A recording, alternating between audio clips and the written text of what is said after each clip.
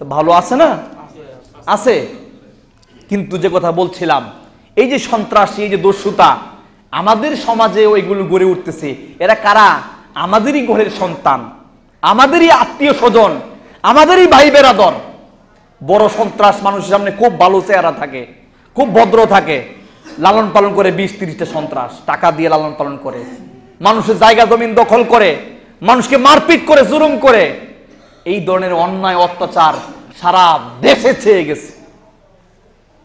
সম্মানিত উপস্থিতি, আধিপত্য বিস্তারের চরম লড়াই ভার্সিটিগুলোতে বা বিভিন্ন জায়গায় টেন্ডার নিয়ে বা রাস্তার টেন্ডার নিয়ে বিভিন্ন জায়গায় এরকম আধিপত্য বিস্তারের মারামারি হচ্ছে।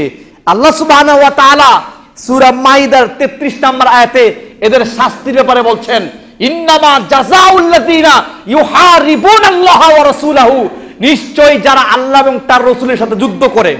2 নাম্বার, ওয়াসআউনা ফিল আরদি ফাসাদা, যারা জমিনে দস্যুতা, সন্ত্রাসী, লুণ্ঠন, মানুষকে অত্যাচার, জুলুম, নির্যাতন যারা করে, এই সন্ত্রাসী যারা করবে, ওয়াসআউনা ফিল আরদি ফাসাদান আইয়ুকাত্তালু, তাকে হত্যা করা হবে ইসলামী বিধান অনুপাতে, আও ইউসাল্লাবু, তাকে ফাঁসি দেওয়া হবে, আও তুকাত্তা আইদিহিম, অথবা বিপরীত সাইড থেকে তার হাত এবং পা কাটবে, আও ইউনফাউ মিনাল আরদ, অথবা তাকে বন্দী করে রাখবে পৃথিবীর কোনো এক জায়গায়।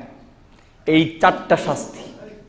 2টা অপরাধ, 1 যারা আল্লাহ এবং তার রাসূলের সাথে যারা যুদ্ধ করতে চায়, যুদ্ধ করে। 2 যারা জমিনে দস্যুতা, সন্ত্রাসী করবে, এদের শাস্তি হলো 4টি। 1 তাদেরকে হত্যা করতে হবে, 2 ফাঁসি দিতে হবে, 3 তাদের বিপরীত সাইড থেকে হাত পা কাটতে হবে, ডান হাত বাম পা, এইভাবে বিপরীত সাইড থেকে কাটতে হবে।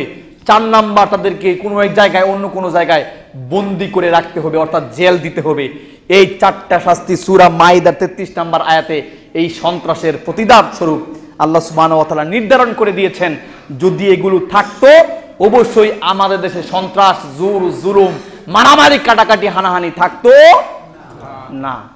সম্মানিত উপস্থিতি, সুতরাং যারা অর্থের বিনিময়ে অথবা আধিপত্য বিস্তারের জন্য, সমাজে ক্ষমতা দখল করার জন্য বা নিজেদেরকে সমাজের কাছে বড় করার জন্য এই ধরনের অন্যায় কাজে জড়িত, তারা যেন সাবধান হয়ে যায়। ওই চিন্তা নিয়ে বসে থাকলে কাজ হবে না। কয়দিন পরে আল্লাহর কাছে তওবা করবো আর ভালো হয়ে যাব। তুই কত মানুষের ক্ষতি করছস, কত মানুষকে নির্যাতন করছস, সব পাইটুবে আল্লাহ সুবহানাহু ওয়া তাআলা কিয়ামতের দিন নিবেন।